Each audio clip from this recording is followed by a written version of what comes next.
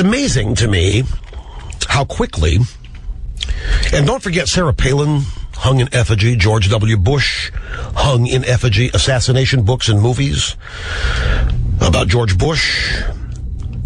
Simple fact of the matter is, Ms. Pelosi, Mr. Hoyer, Mr. Clyburn, if you were to get out of town, you would find out the American people are mad, and it doesn't just confine itself to the Republican Party.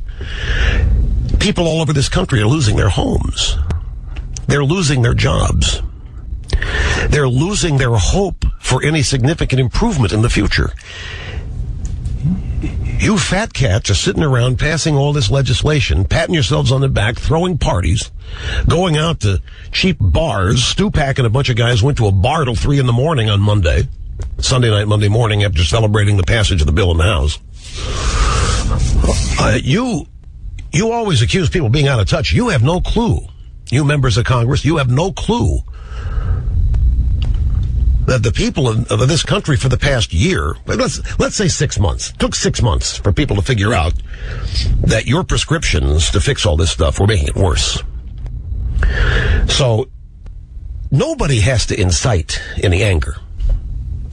Nobody has to drumbeat for anger, because you've caused it. You've caused it with your arrogance, with your policies, and with your legislation. There is genuine anger. A lot of Americans, Mr. Hoyer, think you're destroying the country, and you're smiling about it while you go about it. And they don't understand it. They've always thought people in Washington were looking out for them.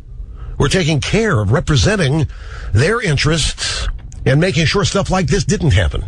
But instead, they now think you're causing it. They now think you're to blame for it. I mean, what are people supposed to do? Just sit around and pat themselves on the back and be happy because Obama got his health care bill? Is that what we're here to do? Is to celebrate our dear leader and take our comfort, satisfaction, and happiness from whatever he thinks his achievements are? Has it gotten to that point that that's the measure of our happiness? How well our president's doing in destroying the country? It's amazing how quickly congressional members, or 10 of them actually, almost all at once yesterday, and with Steny Hoyer's lead, with Clyburn standing right next to him, were able to make public the allegations of threats. All at once. 10 members. I think they should release all the information, all of the tapes, whatever they have. See, no one supports threats or violence. But it's the left that does that. It's the left that does that in their protests and their marches. But if there are threats, let's see them. Let's see them all. Let's hear them all. I don't want to hear that you just feel threatened. For crying out loud, people feel a gazillion things each and every day. You just don't. I'll tell you what it is. These people know that what they have done is universally unpopular. They are trying to distract everybody's attention and create sympathy for them by making up stories and lying about threats, death threats, all these things, when these people are the architects of how these kind of threats and protest marches and violence work. I mean, we don't have anybody on our side that try to blow up the Pentagon. And certainly we don't have anybody on our side who had a friend to try to blow up the Pentagon who's now president of the United States. We don't have anybody on our side wiping out cops. Eric Cantor's Virginia office was shot at last night. Eric Cantor is a Republican. So the Democrats are running, well, we deplore the violence. The Republicans are saying we deplore the violence. The fact is, this is not new. As you will hear when we go back just in recent history to recount a couple of stories for you about shots being fired at Bush Cheney headquarters in various parts of the country. But if there are threats, let's see and hear about them, not just endless media reports saying they occurred. I'm curious to know who did what to whom. If it's really happening out there, I want to know. I really do. See, let me tell you the truth about this, and don't doubt me. This is a strategy that was executed the moment the bill was signed. They know people hate this bill. They know they are governing against the will of the people. They know they have crammed something down our throats that we don't want. They know, which makes what they've done even more reprehensible. So this strategy, executed the moment the bill was signed, it's just too coincidental that Hoyer is ready with talking points, that 10 cases are almost immediately sent to the FBI. And then when you read what the complaints are, you find out it's just a bunch of people who think something might happen. There have been a couple phone calls to Stupak's office, a couple phone calls. My gosh, folks, I've got more threatening phone calls on the air than these calls I've heard left on voicemail messages to these weenie, cowardly members of Congress. They are cowards from top to bottom. They're cowards in representing us. They know that they've crammed something down our throats that we don't want, and now they're acting like we are the ones who are somehow irrational or deranged, when it is they on whom the focus needs to be as to their behavior and their actions and their purpose and their motivation.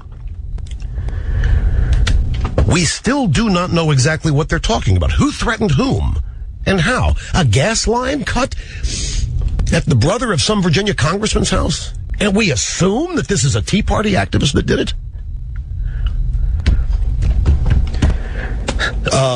Do we know who did that? Yet it's reported endlessly. You know, I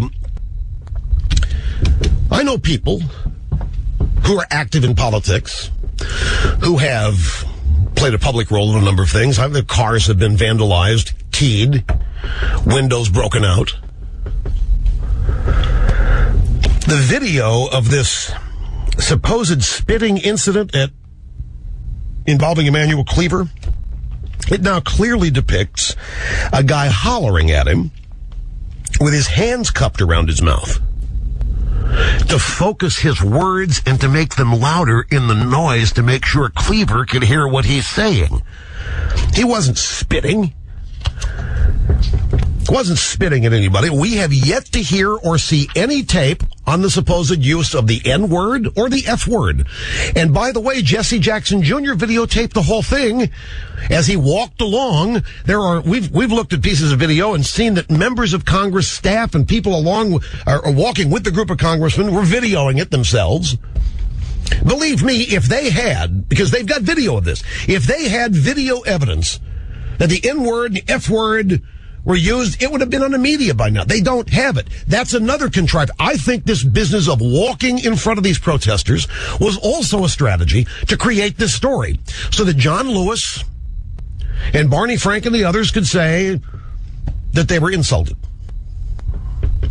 It's all part of a strategy because they know nobody is in favor of what they have done. Why did Pelosi and her goofballs decide to march to the crowd on the way to voting for their bill? How provocative was that? That was an in-your-face with that giant gavel. That's an in-your-face. They were trying to create this circumstance, and if it did or did not happen, they were going to say it did.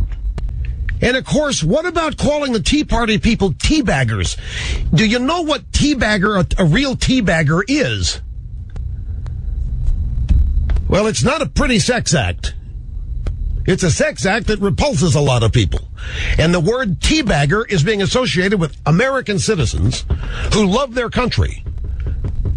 What are they supposed to do? Just sit around and smile about it? In June 14th, 2008, Barack Obama in Philadelphia, if they bring a knife to the fight, we bring a gun. Because from what I understand, folks in Philly like a good brawl. They bring a knife, we bring a gun. It was Barack Obama who's ordered his supporters to go out and get in people's faces. From September 3rd, 2009, Thousand Oaks, California, 65-year-old man had his finger bitten off Wednesday evening at a healthcare rally in Thousand Oaks. It turns out that the person who bit off this protester's fingers was a MoveOn.orger. That lives in Washington, whether in Congress or in the media, despise and hold in contempt the American people. This is how they view them. Tea partiers are teabaggers. The tea partiers are reflective of the public's attitude about what is going on. They detest the citizens of this country. They seek to control us, as Dingell confessed yesterday. Listen to him again from a couple days ago on the radio in Detroit. Paul W., we're not ready to be doing it, but let me remind you, this has been going on for years. We are bringing it to a halt. The harsh fact of the matter is, when you're going to pass legislation that will cover 300 American people in different ways, it takes a long time to do the necessary administrative steps that have to be taken to put the legislation together to control the people.